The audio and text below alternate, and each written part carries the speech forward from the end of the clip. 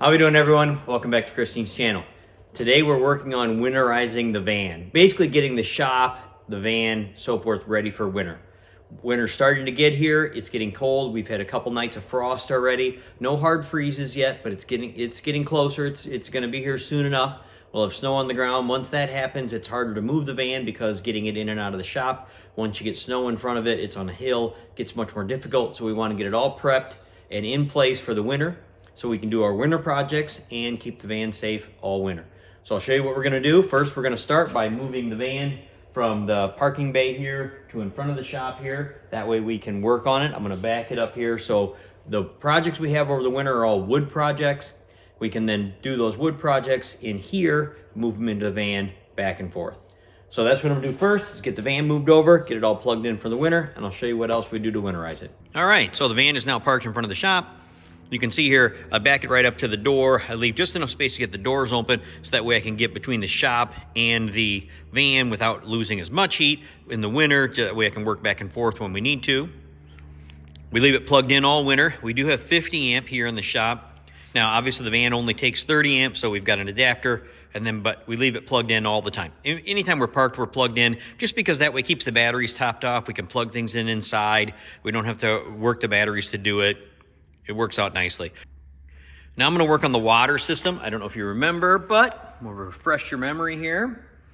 Under here is our low point.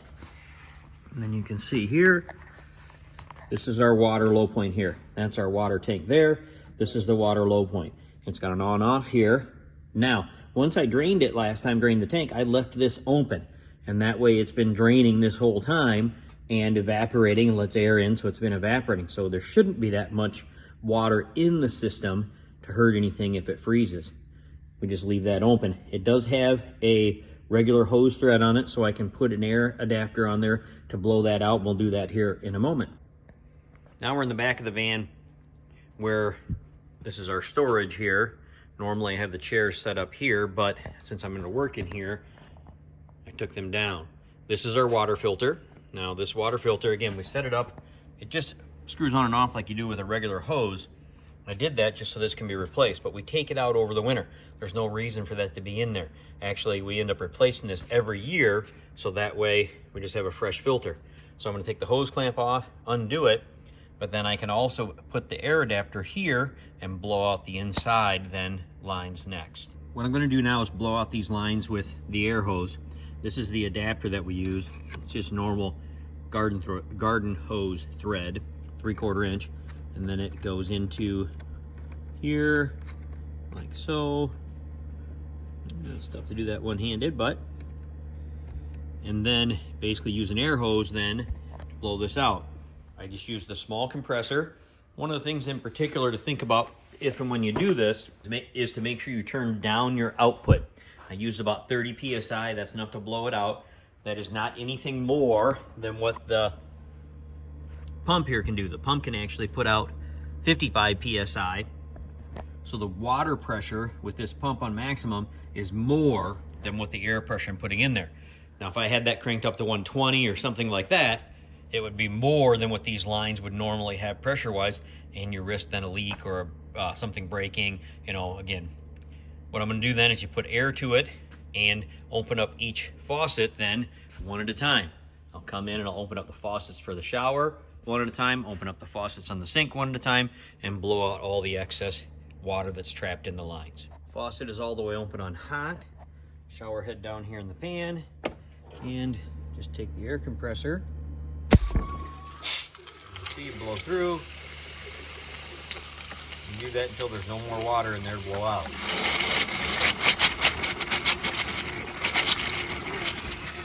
Blowing through. Give it a second for the water to settle again.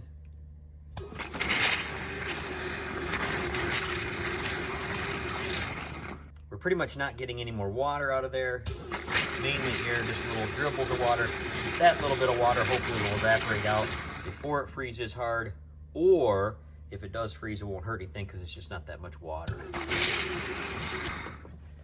Now I'm going to move the faucet then to cold. And we're going to do the same thing. with the cold.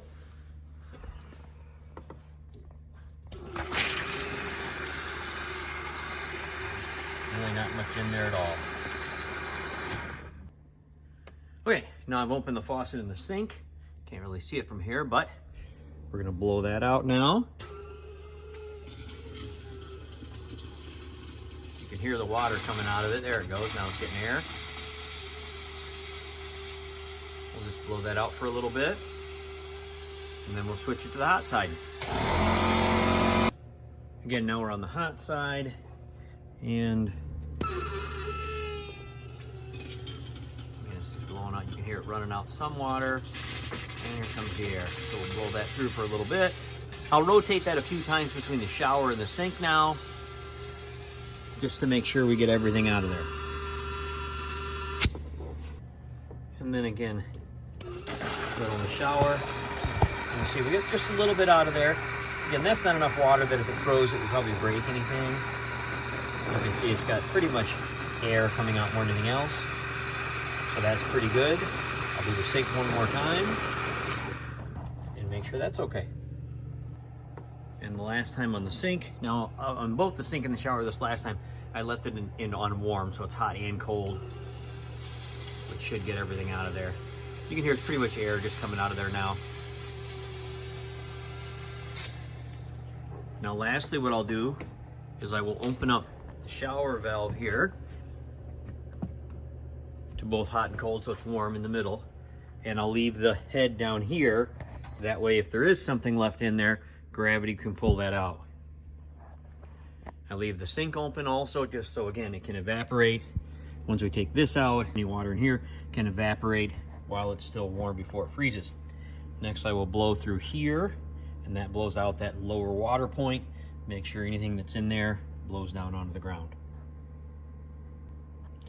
And to blow this side out, I just use a regular air hose. You can just put it in there.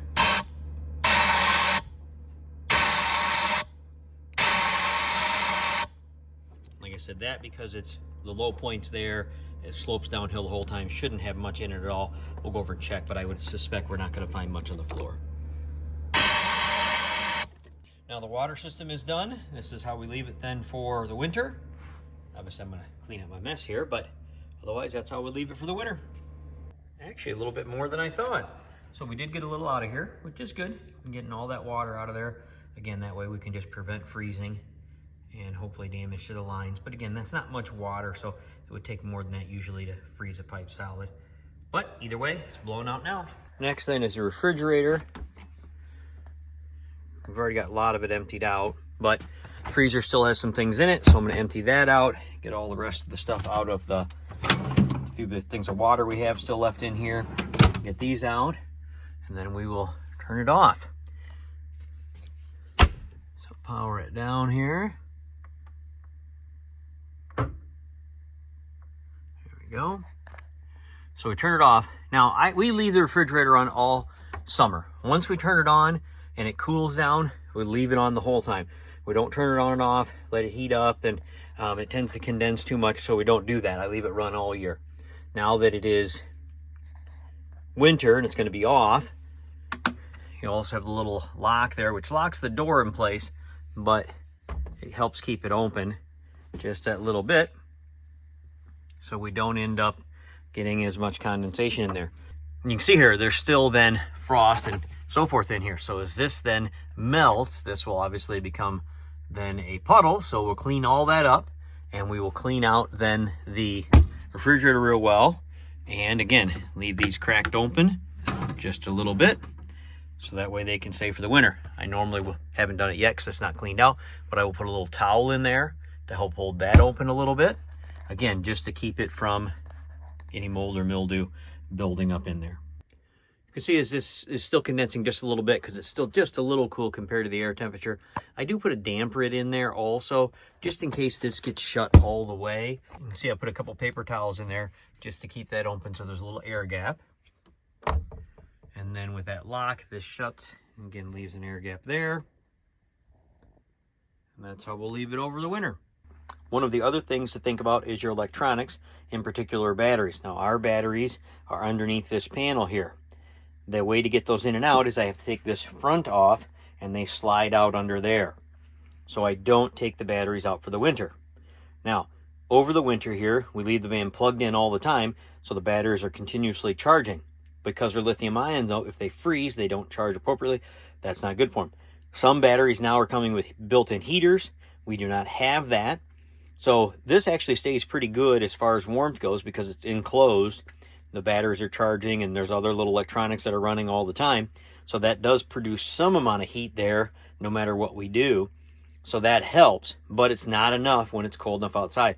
I just plug in a little space heater, we let it run in here, and it keeps the van above freezing, which is good enough to keep the batteries in over the winter. If you don't do that, then you need to take your batteries out, store them indoors, obviously where they won't freeze. And this is the space heater we use. It's just a small space heater. Again, it's not meant to keep the space, warm, although it is good enough. It could heat it up with the insulation. It's just meant enough to keep it from freezing in here. I run it on just a low heat. It keeps it about 45, 50 degrees in here. We just run this all winter, and it keeps then, the things in here from freezing a little bit. In particular, the batteries is the big part of that. One of the others to think about then is the van and the chassis battery.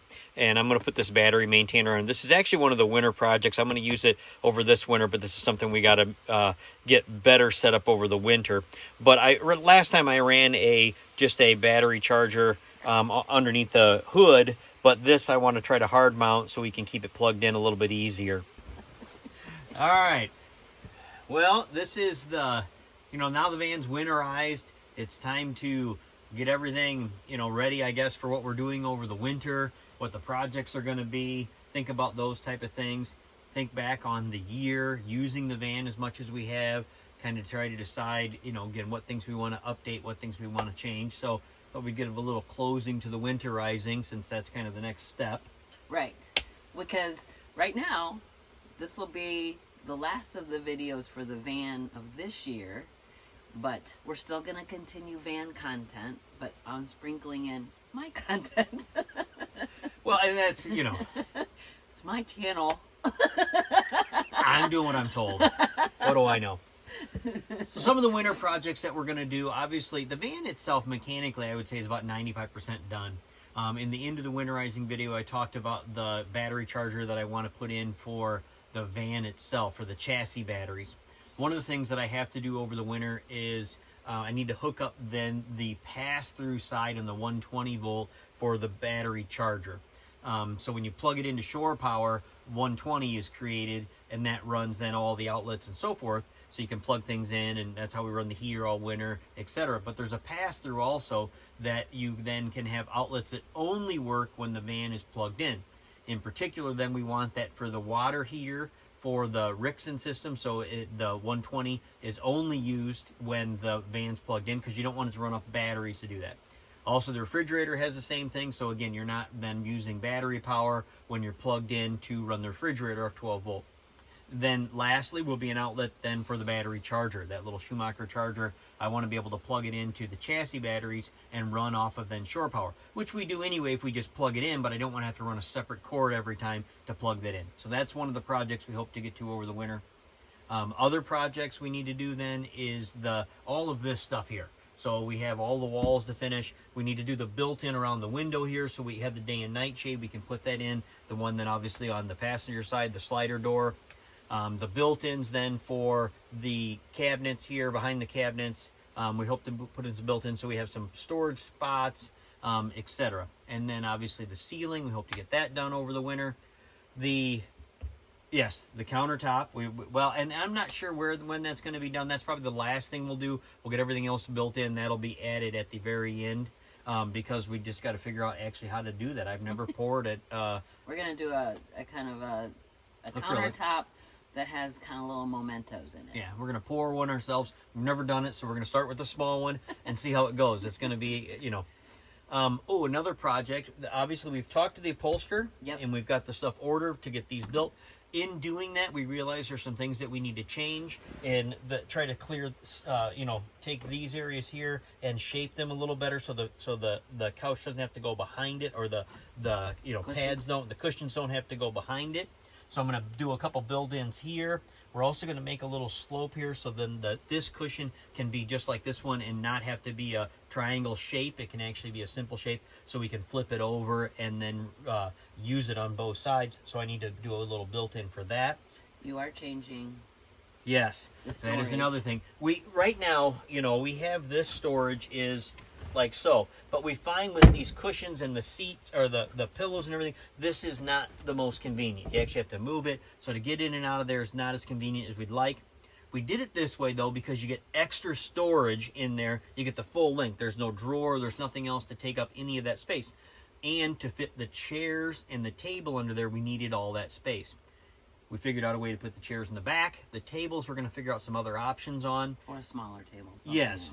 Really, because what we find is once we set a chair out, it'd be nice to have a little table by where you're sitting instead of one big table like you would think of like a table in between two chairs. We don't use it that way. So we're going to try to find two smaller fold-up tables that'll work better and hopefully find a place to store those in the back also. Correct. Yeah. With that, though, then, this would be better to be a drawer. You know, we found with some of these drawers, it's nice. We can slide it open. So we're going to lose a little bit of space, a little bit of storage space, because the drawer obviously has its own walls, and then the sliders are in there. But we're going to turn this into a drawer instead, making this better access. Correct. I think it's an excellent idea. Yeah. So those are some of the winter projects. Again, because it's going to be cold, we can do a lot of this work in the shop itself, bring things back and forth. That's the idea of keeping the van right here, and that's what to look forward to. Yeah. So with the holidays coming up, the van is going to be on pause for a little bit, but then after that, there'll be more van videos coming up, but she's going to be in the storage for the rest of the winter. It's close. It's close. We're very happy, you know, but again, it's going to be stored away now, and we got some other things to do between now and starting on these projects, why it's still nice enough outside to do some of the outdoor stuff. And in the meantime, we have some great ideas to we have like 20 topics to go over on the van itself. On tips. Yeah. You know, and just kind of the things that we've learned through just traveling in the big RV, a toter home, the minivan, and this one. Yep. So we're just going to compare it all and get those to you. I'm excited. Good. All right. See you later. Bye.